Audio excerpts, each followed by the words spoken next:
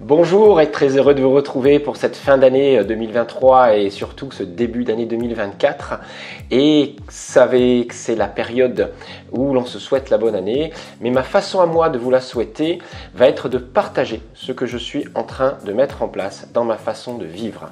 Je vais vous faire profiter donc de mon expérience et de ce que je vais mettre en place dans mon hygiène de vie en 2024. Bonjour, vous êtes sur Réflexion Santé Naturopathie avec Jean-Brice Tivan.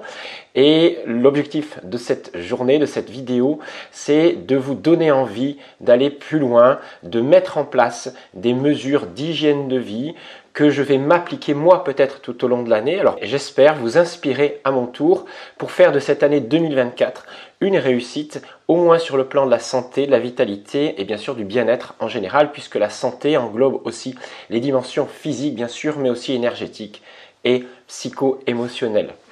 Alors dans cette vidéo, on va parler de mon expérience cétogène du moment. L'idée, c'est vraiment de vous faire partager ma propre expérience à partir de tout ce que j'ai pu accumuler comme connaissances, comme expérience depuis une trentaine d'années.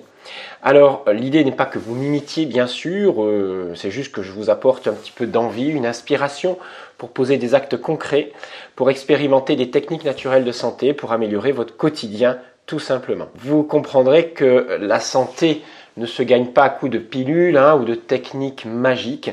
Le secret de la santé, justement, c'est qu'il n'y a pas de secret, il n'y a pas de magie là-dedans. La santé est un cheminement qui est fait d'ajustements, de changements de croyances, de paradigmes et surtout de mise en pratique quotidienne avec, je vous l'accorde, un certain tâtonnement, mais surtout de la persévérance, aller jusqu'au bout des choses, jusqu'à ce qu'elles deviennent évidentes, faciles et vous apportent un véritable mieux-être. L'idée est d'adapter votre hygiène de vie à ce que vous êtes, à ce que vous vivez, mais aussi à ce que vous souhaitez vivre plus tard, en termes, bien sûr, d'alimentation, d'exercice, de sommeil, d'hormèse, de relaxation, tout ce que vous vivez dans votre travail, dans la vie affective, même votre sexualité, vos rythmes circadiens, vos contacts avec la nature, tous ces facteurs-là interviennent dans votre bien-être. Alors bien sûr, ça vous le savez déjà. Maintenant, l'idée, c'est de se fixer un objectif. Comment je veux être dans 6 mois? Comment je veux être dans 2 ans? Comment je veux être dans 5 ans? Visualisez cet objectif, ressentez-le. Pour moi, cet objectif, c'est simplement revenir à une forme de nouvelle jeunesse. Alors, j'aime pas ce fait de parler de choses dans le passé, revenir à la jeunesse, mais vous avez compris, c'est tout simplement regagner de la vitalité à un moment de ma vie où, après 50 ans, on sent que les choses baissent un petit peu en intensité, même si ma forme est bonne, j'ai envie de redonner un nouvel élan à ma vie, à ma santé. Alors, voici mes clés pour y parvenir. C'est mon parcours du moment, je vous le livre. Premier aspect de la santé, pour moi, c'est la mise en place d'une petite révolution alimentaire. Alors, pas révolution, plutôt évolution. Puisque vous savez, déjà à 50 ans, donc il y a 2 ans, j'ai voulu prouver qu'on pouvait avoir un mode de vie très bas en glucides tout en réalisant des performances sportives très correctes. Donc je m'inspirais de toute l'approche low carb, voire cétogène. Et je faisais à l'époque du vraiment low carb puisque je consommais autour de 50 grammes de glucides par jour, voire 80 dans des moments un peu plus sportifs, on va dire. Et mon alimentation était toujours celle qu'elle va être à peu près aujourd'hui, vous verrez, à une petite différence près. C'est-à-dire qu'avant et qu'aujourd'hui, je reste dans une alimentation carnée, de base animale, vivante, avec toujours une part de cru dans mon alimentation. À l'époque, j'avais des fruits que je ne vais enlever aujourd'hui. Et voilà, un peu de chocolat, un petit peu de laitage cru, des petites choses comme ça. Et déjà, j'avais remis en cause toute mon approche crudivore, végétalienne, dans laquelle j'avais vécu pendant de nombreuses années. Et j'avais mis en place ce régime low carb dans le but de réaliser un trail de 21 km à jeun, pieds nus, puis ensuite celui du Ventoux, 15 km avec 1600 mètres de dénivelé, etc. Donc tout ça, c'était très bien passé. J'étais dans une très belle énergie à 50 ans, en low carb, c'est-à-dire avec pas de glucides, quasiment pas, j'en avais très peu. Et progressivement, ces 2 dernières années, je suis revenu à une alimentation qui a été stabilisée dans cet esprit-là, bien que je puisse monter autour de 100 grammes, 120 grammes de glucides par jour. Bien sûr, tout ça est accompagné d'hormèse, de bains froids, vous avez compris, d'exposition au soleil, de vie au grand air dès que je le peux, de sieste pour compenser des nuits qui peuvent être moyennes à des moments donnés, etc. L'idée, c'est comment aller plus loin, améliorer quoi sur le plan ici alimentaire. Je vous parlerai des autres aspects tout à l'heure. Alors, j'ai senti ces dernières années que la diminution des fibres, la diminution de la consommation de végétaux en général, céréales, légumineuses, les fruits, les légumes, le fait de les diminuer avait sérieusement amélioré mon état digestif. Moins de gaz, alors ça date depuis un certain temps, moins de spasmes constatés après les repas, etc. Donc je me suis aperçu qu'une diminution des glucides et des fibres, associée à un peu plus d'apport protéique et lipidique, avec des viandes et des poissons de qualité en particulier, et un peu plus de gras animal, m'amenait plus de satiété, une digestion bien meilleure, à condition bien sûr qu'il n'y ait pas de glucides associés, bien sûr, et une énergie journalière plus constante, sans petits coups de pompe, sans baisse d'énergie, qu'elle soit mentale ou musculaire. Cette expérience-là, maintenant, je veux l'amener plus loin encore. Expérimenter ce que l'on appelle la cétose physiologique continue. C'est-à-dire, pendant plusieurs mois, voire plusieurs années, on verra, je souhaiterais expérimenter l'alimentation cétogène, qui, elle, est très stricte. C'est-à-dire que si je vais consommer à peu près la même quantité de protéines, je vais augmenter encore un peu mon alimentation lipidique et surtout diminuer drastiquement mon apport glucidique, moins de 30 grammes, on va dire, de glucides par jour, voire 20 grammes dans une phase d'adaptation. Alors c'est ce que j'ai mis en place là depuis un peu plus d'un mois. Ces derniers mois, avec la période qui a précédé donc cette mise en place du cétogène, j'étais passé à, on va dire, une alimentation où les apports glucidiques étaient quand même autour de 100, 120 grammes, voire 150 grammes certains jours, avec toujours un fruit tous les jours. J'avais gardé ce fruit-là, voilà, pour des raisons pratiques, puisque j'ai des pommiers par exemple autour de chez moi, puisque j'adore ça aussi, tout simplement. Je gardais parfois un petit morceau de pain, une ou deux fois par semaine, un plat de céréales une ou deux fois par semaine, un peu de fromage blanc avec des fruits dedans. Donc vous comprenez que je n'étais plus en very low carb, j'étais pas du tout en cétose. Et de temps en temps, je m'octroyais même des petits repas festifs à droite et à gauche. Une bonne santé, tout se passe bien, mais avec ces petits ajouts de glucides quotidiens, je me suis aperçu au bout de quelques mois que j'avais pris 2 kilos, pas des kilos de muscles, des kilos de petite graisse abdominale, un petit peu, voilà, je suis passé de 71 kilos à 73 kilos, avec ce poids légèrement supérieur qui fait que sur des performances sportives, sur que ce soit de l'endurance ou même des entraînements de HIIT, j'étais un petit peu diminué. Alors bien sûr, je suis conscient que après 50 ans, le métabolisme chute, que certaines sécrétions hormonales comme la testostérone, la DHEA, la thyroïde même, fonctionnent un peu plus au ralenti, diminuent progressivement leur sécrétion. Il faut accepter aussi de vieillir, mais je me suis dit quand même que mon métabolisme évoluant, c'est justement à ce moment-là qu'il va falloir réenclencher quelque chose de nouveau. Donc je vais essayer d'aller plus loin pour retrouver un nouvel élan. Juste, je reviens sur un peu de notion de physiologie de cétogène pour vous apprendre ça en début d'année. Si vous choisissez le carburant glucidique, vous allez avoir besoin d'apporter des glucides en continu pour, lorsque par exemple vous faites de l'exercice physique, renouveler vos réserves de glycogène qui s'épuisent assez rapidement. Chose qui ne se fera plus lorsque vous serez en mode lipidique, c'est-à-dire que vous devenez un bon brûleur de graisse. Alors, vous êtes soit l'un, soit l'autre. J'ai cru qu'on pouvait passer facilement d'un mode brûleur de sucre à brûleur de graisse, facilement. J'ai cru qu'on pouvait avoir cette flexibilité métabolique. Elle existe chez moi quand même un petit peu parce que lorsque je supprimais une partie des sucres et lorsque je jeûnais, je rentrais très facilement en jeûne, sans faiblesse particulière, sans hypoglycémie, sans malaise. Mais le mode cétose ne s'installait pas sur du long terme. Et je me suis renseigné un petit peu sur les derniers travaux et sur ce que font certains sportifs d'ailleurs en cétogène, et ça m'a donné envie vraiment d'aller plus loin. Ce qu'ont fait les All Blacks dans les années 2015, certains cyclistes, certains records du monde qui sont battus maintenant en cétose, c'est-à-dire sans apport glucidique, ce qui permet à des coureurs de longue distance, comme Zach Better par exemple, qui a battu le record du monde du 100 miles, ou comme certains athlètes dans des sports même de force, hein, vraiment difficiles, comme le surfeur Laird Hamilton, Lindsey Vonn, la skieuse, qui eux aussi sont en mode cétogène. Hein. Des triathlètes qui maintenant vraiment gagnent des courses en mode cétogène, c'est-à-dire qu'ils n'ont pratiquement pas besoin de ravitaillement sur le long de leur course, puisqu'ils consomment des lipides sur les jours précédents et peuvent ainsi brûler des lipides sur des très longues distances. Mais moi, mon idée, c'est pas de battre des records, c'est simplement d'améliorer mon quotidien et d'améliorer mes performances sportives aussi, bien sûr,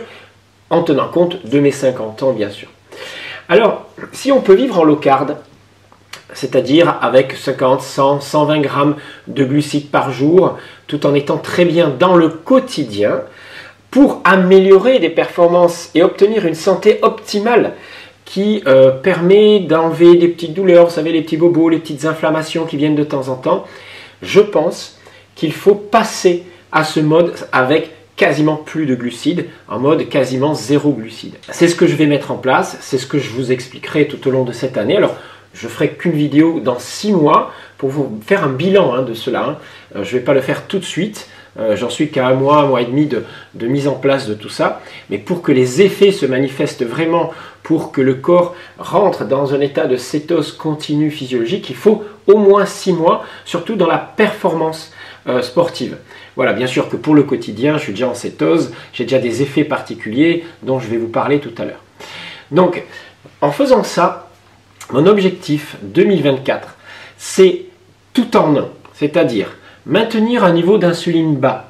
L'insuline est une hormone pro-inflammatoire, une hormone du stockage, et on en a besoin un petit peu, mais que lorsque ces taux sont trop élevés, comme c'est le cas souvent du côté de ma famille, du côté de ma mère, elles ont des diabètes, hein, ma mère, ma grand-mère, etc. ont toutes fait des diabètes dans les générations précédentes. Il y a en moi ce petit risque au niveau génétique, peut-être, d'avoir une résistance à l'insuline qui s'installe avec le temps.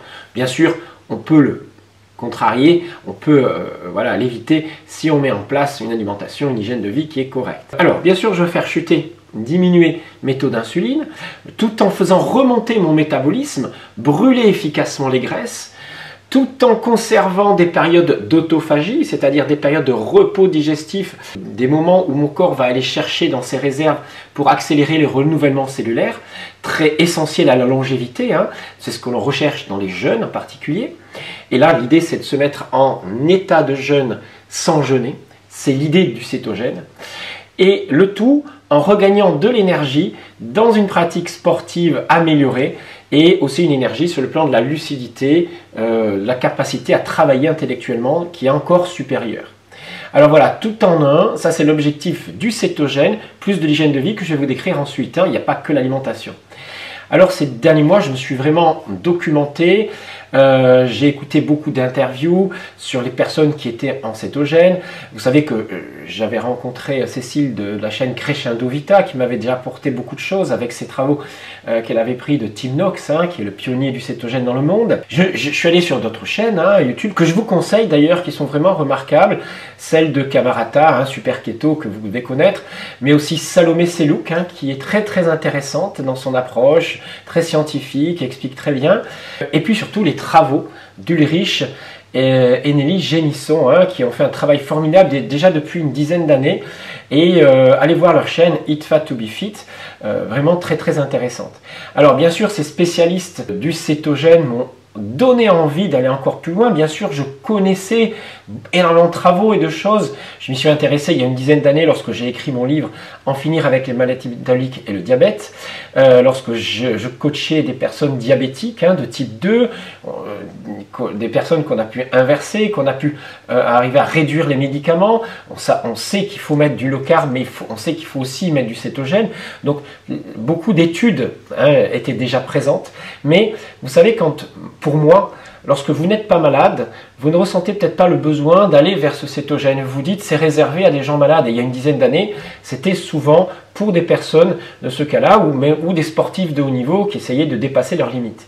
Mais j'ai compris ces dernières années, vraiment, hein, que l'alimentation normale de l'homme, depuis des centaines de milliers d'années, depuis voire 2 millions d'années, c'est même pas du low carb, c'est du cétogène, puisque dans la nature, il n'y a pas de glucides.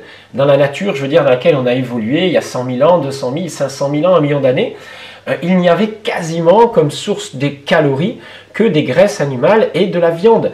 Je veux dire, on ne trouvait rien d'autre. Donc notre corps est habitué à vivre ça. Il bascule d'ailleurs dans l'état de cétose dès qu'on commence à jeûner. Donc il y a cette source d'énergie, de fait de puiser dans les graisses pour fabriquer les corps cétoniques qui est là depuis toujours. Et ça ne fait qu'une dizaine de milliers d'années que nous consommons des glucides, avec bien sûr une réduction de la taille et de la santé des hommes, de l'humanité. Il n'y a que les dernières centaines d'années où on a eu une longévité qui a augmenté, qui a explosé, en particulier ces 50 dernières années grâce à la médecine qui maintient en vie des personnes qui ne pourraient pas survivre dans l'état de santé dans lequel elles sont. Et puis le confort bien sûr et le fait qu'il n'y ait plus de guerre, de famine, de pénurie, etc. Donc ne croyez pas que nos ancêtres Cro-Magnons, etc. étaient en moins bonne santé que nous et vivaient moins longtemps. S'ils avaient vécu dans les mêmes conditions que nous, avec leur hygiène de l'époque, ils seraient beaucoup plus âgés que nous et ils auraient une force. D'ailleurs, on sait que c'était des vrais athlètes qui résistaient au froid, qui étaient capables de chasser pendant des jours sans manger, etc. L'alimentation cétogène, c'est aussi celle du bébé, c'est aussi celle du nouveau-né qui est dans le ventre de sa mère, c'est celle du nouveau-né qui tète le sein de sa mère, puisque les graisses contenues dans le lait maternel se transforment en corps cétonique, ce qui a un avantage énorme, celui de nourrir le cerveau et de lui permettre de se développer correctement avec une petite addition de glucose qui existe toujours dans le lait maternel. Donc mon premier objectif 2024, c'est de revenir à un état de cétose strict, de le maintenir suffisamment longtemps pour bénéficier des effets des corps cétoniques. Alors ce nouvel élan, je l'ai eu aussi en même temps que j'ai regardé des vidéos et je suis tombé sur celle de mon beau-frère sur la chaîne Eat Fat to Be Fit, Guillaume Thioli. Je vous invite à regarder puisqu'il vient de finir un trail de 60 km en Corse, donc une traversée de Corse sans ravitaillement. Il y avait juste de l'eau à certains endroits et c'est tout. Il a couru pendant 11 heures, pieds nus, sous la chaleur, sans s'alimenter et sans connaître la faim. Donc je vous invite vraiment à écouter son témoignage sur la chaîne Eat Fat to Be Fit. Je suis allé le voir, moi, il y a 5-6 ans, lui apporter quelques connaissances sur la nutrition. Il a découvert le cétogène à ce moment-là et il s'y est mis. Et il a eu envie d'aller plus loin et expérimenter ce que ça pouvait faire sur le plan sportif. Ce que je vais mettre en place, voilà, je vais vous le dire maintenant au niveau de mes repas. C'est pas compliqué, le cétogène, pour ceux qui ne connaissent pas. Le matin, mes habitudes ne vont pas vraiment changer. Je vais continuer soit à jeûner, en jeûne intermittent, quand j'ai pas faim, de façon aléatoire, quand j'ai envie. Soit, moi, mon petit déjeuner, il est simple, c'est 3 ou 4 œufs avec un peu de beurre ou pas de beurre, ça va dépendre des fois, un peu de sel. Voilà, œuf coq, point barre. Avec ça, de toute façon, j'ai plus faim pendant très longtemps, même si je mange pas d'ailleurs, j'ai pas faim à midi, mais je m'impose quand même 2 repas supplémentaires par jour. Viande à la base ou poisson, tout ça bien sûr de qualité, viande d'herbage, etc. Un peu de crustacés occasionnellement, un petit légume cru toujours, je suis fan de choux lacto-fermentés, de la vaisselle lacto-fermentée. Voilà, je cuisine pas beaucoup, ma femme me fait parfois un plat de légumes avec des graisses rajoutées, bien sûr, je rajoute de la graisse. Au moins par jour, 100-150 grammes de graisse ajoutée parfois, sous forme de beurre, de purée d'oléagineux, graisse parfois de canard occasionnellement, et d'huile de coco, et bien sûr beaucoup d'huile d'olive, celle de mon pays. Je rajoute parfois un petit peu de fromage au lait cru, ou de fromage d'Ariège de mes parents, ou un comté, voilà, par-ci par-là. Voilà, donc des choses très simples, je ne cuisine quasiment pas, bien que j'ai envie de démarrer des choses. Je rajoute toujours un peu des algues, des super aliments, un peu de levure pour les vitamines, les minéraux, etc. Alors, en me plaçant dans cette situation-là, qu'est-ce que je cherche à faire? Eh bien, je cherche à modifier mon métabolisme. Mon corps va s'habituer à consommer beaucoup de graisses saturées d'ailleurs, graisses saturées qui sont aussi les constituants de mon organisme. Et mon corps va s'habituer à taper dans ces graisses saturées, que ce soit les graisses que j'apporte par l'alimentation, pour pouvoir ensuite les déstocker quand il en a envie et quand j'en apporte pas suffisamment par l'alimentation, dans mes tissus.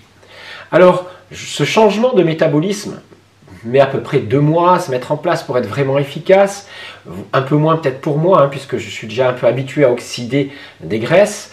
mais l'objectif, en ayant des taux d'insuline bas, je vais retrouver l'énergie, le carburant des corps cétoniques, qui est le carburant de nos ancêtres, puisqu'on a vécu comme ça pendant des milliers, des centaines de milliers d'années. Donc, ces corps cétoniques ont plusieurs avantages. Ils miment les effets du jeûne.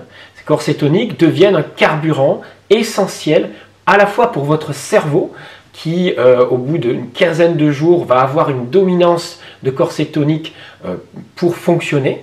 Plus de 80% de son énergie est apportée par ces corps cétoniques, le BHB en particulier. Il reste toujours une petite partie de glucose dans son fonctionnement. Mes muscles vont s'habituer à brûler des graisses et utiliser aussi des corps cétoniques. Et puis à partir de là, je vais devenir un bon brûleur de graisse et je vais avoir une énergie très stable. Les avantages de ces corps cétoniques ne s'arrêtent pas là. J'ai senti immédiatement une disparition de la faim puisqu'ils amènent beaucoup plus de satiété, ils jouent sur la gréline, ce sont des hormones de satiété. Bien sûr qu'avec l'insuline qui chute aussi, vous avez une diminution de la résistance à la leptine qui fait que vous avez toujours faim quand elle est trop stimulée. Là, c'est l'inverse. Vous n'avez plus envie de desserts sucrés, ce qui était mon problème, parce que même si j'avais une alimentation low carb, je finissais toujours par du sucré. Vous avez une vraie satiété, une accoutumance du sucre, donc, qui pour moi était fan de fruits en particulier. C'était quand même quelque chose de difficile de supprimer les sucres. Donc voilà, j'ai réussi à tout ça et je suis satisfait déjà des petits résultats que j'ai aujourd'hui. Alors, l'idée de cette aventure, c'est aussi de la partager. Et ça, c'est le plus beau cadeau que j'ai eu de ces derniers mois. C'est celui que m'a fait ma femme, c'est de partager avec moi cette expérience du cétogène. Elle en entend parler depuis longtemps, elle me voit voilà, en séminaire, elle sait ce que c'est, mais elle n'avait jamais passé ce cap-là. Elle était habituée à une alimentation avec quand même assez de glucides. Elle ne se voyait pas les supprimer, même si elle avait une alimentation qui était brute, correcte, de qualité. Parfois, elle avait des petites fringales, elle se ruait sur des bretzels, des petites choses comme ça. Elle mangeait très peu de protéines. Voilà, son problème, c'est qu'elle n'aimait pas les produits animaux. Donc c'était son souci et ce qui l'empêchait peut-être de passer à ce régime-là. Et un jour, elle a eu un déclic. On ne sait pas exactement pourquoi. Alors, elle me dit quand même que c'est le fait que ces 3 dernières années, elle a pris 3 kilos, 1 kilo par an. Et elle n'arrive pas à les perdre malgré l'exercice physique qu'elle faisait, malgré la restriction alimentaire à des moments qu'elle faisait, le fait qu'elle fasse du jeûne intermittent, etc. Ça ne fonctionnait pas. Bien sûr, puisque son métabolisme était trop bas. Alors, elle a eu un déclic en voyant des vidéos, en prenant conscience de certaines choses, et elle va partager cette expérience avec moi. Et ça fait bientôt 1 mois et demi qu'elle a mis ça en place, et je peux déjà vous donner ses résultats. Elle a compris déjà qu'on ne peut pas perdre de graisse en consommant des glucides. Voilà, sachez-le, je reviendrai sur des séminaires, en particulier sur l'exercice physique cette année. Donc ses premiers bénéfices, c'est qu'elle a une stabilisation de son énergie, plus de coups de pompe. Elle avait des coups de barre monstrueux en fin d'après-midi ou même en fin de matinée. Elle avait des fringales quand elle rentrait. Là, elle rentre, elle a plus faim. Son énergie est stable toute la journée. Donc elle ne mange plus entre les repas. Alors elle ne prend pas de petit déjeuner toujours parce que le matin elle n'a pas très faim, mais elle consomme un petit peu de crème de coco, voilà, tout simplement. Alors elle prend un café et de la crème de coco qui passe bien le matin pour elle alors qu'elle n'arrivait pas à consommer d'aliments avant. Parmi ses bénéfices les plus intéressants pour elle, celui qu'elle cherchait, c'est qu'elle a reperdu ces 3 kilos qu'elle avait pris ces dernières années en l'espace d'1 mois. Tout en augmentant ses apports caloriques puisqu'elle consomme un peu plus de protéines et de graisses de nature animale et aussi végétale. Donc c'est-à-dire que ses apports caloriques ont augmenté, sa pratique sportive n'a pas diminué, n'a pas augmenté non plus, et elle a diminué, bien sûr, de 3 kg son prix de poids. Alors au début, bien sûr, il y a 1 ou 2 kg d'eau qui sont évacués suite à la chute de l'insuline dans le corps et à la chute du glycogène contenu dans votre organisme, plus un petit kilo de graisse qui sont partis là sans perte de masse musculaire, et ça, c'est très important. Alors, les autres avantages du cétogène, c'est que vous allez perdre, donc comme je l'ai dit, bien sûr, de la graisse inutile, tout en préservant votre masse musculaire. Donc là, on peut faire ça très longtemps sans perdre aucunement sa masse musculaire. Mais la vraie perte de poids ne vient normalement qu'au bout de 2, 3, 4 mois de cétogène, quand votre corps est habitué à brûler des graisses. Donc c'est ce que j'attends, hein. Moi j'ai perdu juste 1 kilo, mais j'attends de perdre le reste, l'inutile, alors un petit kilo, hein, bon, pour moi c'est pas grand chose. Mes niveaux de cétone sont très bons, hein, enfin, sont très rapidement, étaient autour de 0,6, 0,8, alors c'est pas exceptionnel, il y en a ils vont vous dire que vous devez avoir 1 à 2 millimoles de corps cétonique dans le sang, pour vraiment montrer que vous êtes passé en cétose complète. Il faudrait pour ça que j'augmente mes apports en graisse encore, mais ce n'est pas mon objectif et on peut fonctionner très très bien d'un point de vue énergétique avec juste cet apport-là, hein, voilà, que je mesure à l'aide d'un appareil à bandelettes, un glucomètre, tout simplement, avec des bandelettes spéciales pour les corps cétoniques. Alors, l'autre grand avantage des corps cétoniques, c'est de nourrir les neurones, hein, d'amener une certaine concentration qui va être améliorée. Et lorsque vous avez fait l'expérience du jeûne, vous savez que lorsque vous êtes céto-adapté, lorsque vous avez passé les 4, 5, 6 jours d'adaptation d'un jeûne, eh bien, vous vous mettez à sortir d'une sorte de brouillard. Votre acuité intellectuelle, votre capacité de concentration sont largement augmentées, sachant que votre corps maintenant, votre cerveau, fonctionne avec 80% de son énergie issue des corps cétoniques. Ces corps cétoniques ont quelque chose d'intéressant, c'est qu'ils ont un rendement énergétique cérébral supérieur par rapport aux glucides. Lorsque vous apportez une molécule de BHB, elle va produire 108 molécules d'ATP, alors qu'une molécule de glucose ne va produire que 36 ATP dans le cycle de Krebs. Donc l'énergie dont bénéficiaient nos ancêtres, hein, grâce à ces corps cétoniques, à toutes ces graisses, hein, qu'ils consommaient, puisqu'ils consommaient essentiellement le cerveau, les moelles, les tripes, hein, les parties les plus riches en calories et en graisses et en nutriments, hein, le foie d'un animal par exemple, et bien tout ça leur permettait d'être dans un état de cétose qui leur permettait d'être dans une certaine vigilance, dans une certaine endurance, résistance physique exceptionnelle. Alors, les effets de la cétose ne s'arrêtent pas là. Plus spectaculaire encore, vous avez un effet sur l'immunité et surtout sur l'état inflammatoire. Les corps cétoniques sont connus pour avoir un rôle anti-inflammatoire, sachant que votre insuline aussi est au plus bas, donc vous êtes dans des réactions immunitaires diminuées, et on va dire plutôt ajustées. Hein, donc vous n'avez pas de poussée inflammatoire démesurée par rapport à ce qu'il est nécessaire d'avoir pour une réparation, une cicatrisation normale. Donc les glucines, sachez que ce sont des molécules qui en excès produisent des glycations, des choses comme ça, qui sont pro-inflammatoires.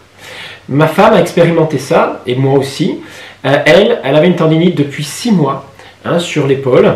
Et en l'espace de 15 jours, hein, 15 jours, 3 semaines, au bout de 3 semaines, même pas de sa cétose, cette tendinite a complètement disparu, alors qu'elle se massait, elle avait diminué son activité physique, etc. et ça ne passait pas. Moi j'avais une tendinite légère à la cheville lorsque je faisais des efforts intenses, hein, sur le mollet, sur le bas d'un mollet, et elle traînait, hein, depuis quand même encore depuis 5-6 mois, et cette tendinite a complètement disparu, pareil, en quelques semaines, là, 3 semaines, même pas 15 jours de ce cétose. Donc des effets inflammatoires vraiment remarquables.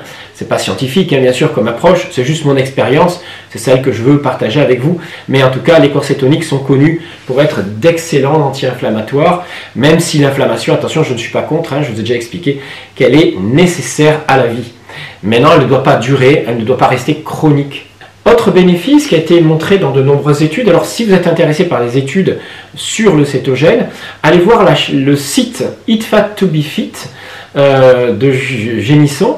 Il a regroupé des milliers d'études, hein, des dizaines et des dizaines sont sur son blog, donc vous pouvez aller les voir sur différentes pathologies, comment elles ont été traitées, comment elles ont été ajustées, donc je les remercie pour avoir mis ça au libre accès à tout le monde, parce que tout le monde ne peut pas aller sur PubMed, lire en anglais, etc.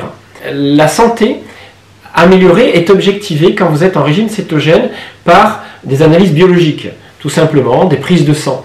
Et on s'aperçoit que votre taux de HDL augmente. Vous avez HDL, LDL, je ne vais pas revenir là-dessus, hein, vous savez qu'aujourd'hui le cholestérol n'est pas un facteur de pathologie cardiovasculaire, hein, pas du tout. Bien au contraire, on s'aperçoit que les populations qui ont des taux de cholestérol suffisamment élevés ont moins de risque de mortalité que ceux qui sont en dessous des seuils de la norme occidentale. En tout cas, vos taux de HDL vont être augmentés, vous avez moins d'oxydation du LDL, vous avez une disparition de l'hypertension. Alors ça, c'est dû à la chute de l'insuline qui retient certains minéraux au niveau rénal, hein, et qui fait que lorsque vous faites chuter l'insuline, ben forcément, il y a moins d'hypertension. Toutes les maladies métaboliques voilà, disparaissent. C'est ce que j'expliquais déjà il y a 10 ans dans mon livre, hein, En finir avec le diabète et les maladies métaboliques. Et aujourd'hui, la norme, attention, la norme dans certaines cliniques, pour des personnes qui ont des maladies métaboliques, des diabètes de type 2, des stéatoses hépatiques, de l'hypertension, du surpoids, etc., c'est de passer en régime low carb et cétogène. Hein, ça devient la norme aux États-Unis, dans pas mal de cliniques. Attention, pas dans toutes, hein. On n'en est pas encore là. Et les effets vraiment du cétogène sur différentes pathologies sont aujourd'hui reconnus, même sur des arthrites, même sur de l'Alzheimer, sur de la fibromyalgie, sur de l'hyperactivité mentale, etc. Vous avez toutes les études qui expliquent tout ça. Voilà. Et moi, bien sûr, ce qui m'intéresse encore plus, c'est d'améliorer mes capacités physiques, ma pratique physique, et non pas de battre des records, mais de vérifier à travers des petites épreuves que j'ai faites il y a quelques années, si dans 6 mois, en étant céto-adapté, je serai capable de les faire dans les mêmes conditions, avec la même vitesse, la même intensité. Voilà ce que je voulais vous dire sur cette première partie, sur ce qui est pour moi l'objectif 2024. Je vais vous faire une autre vidéo, un autre podcast sur ce que je vais mettre en place à côté de cette alimentation cétogène. Je ne vais pas m'arrêter là puisque la santé, vous savez, ne se construit pas uniquement avec l'alimentation. Les autres piliers de la santé que sont bien sûr le sommeil, que sont le mouvement et que sont l'équilibre psycho-émotionnel doivent faire partie de votre vie au même niveau que l'alimentation cétogène. L'alimentation cétogène n'a rien de magique, même si on a l'impression au début que voilà, les changements sont spectaculaires, qu'on va vraiment dans le bon sens. Eh bien, sachez juste que ce n'est qu'un aspect de la santé et qu'à lui seul, il ne suffit pas d'aller dans une santé optimale.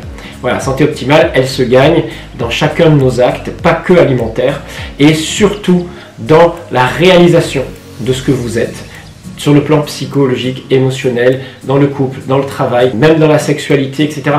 Tous ces aspects-là, je vous en parlerai dans la prochaine vidéo. Je vous dis donc à très bientôt. N'oubliez pas de mettre vos commentaires, de liker, de vous abonner. C'est important pour m'aider à continuer, à me donner envie de faire ce genre de vidéos et à partager avec vous mes expériences qui, j'espère, vous apporteront beaucoup de choses.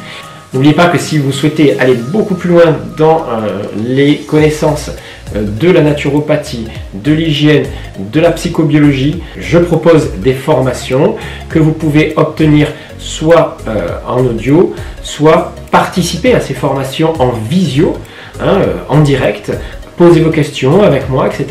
Ça se passe un week-end tous les mois. Le programme est sur alsacenaturo.com. Voilà, n'hésitez pas à me contacter aussi. Je suis accessible à jbnaturo@orange.fr. Je vous dis à très bientôt et d'ici là, donc portez-vous bien, prenez soin de vous car personne ne le fera à votre place.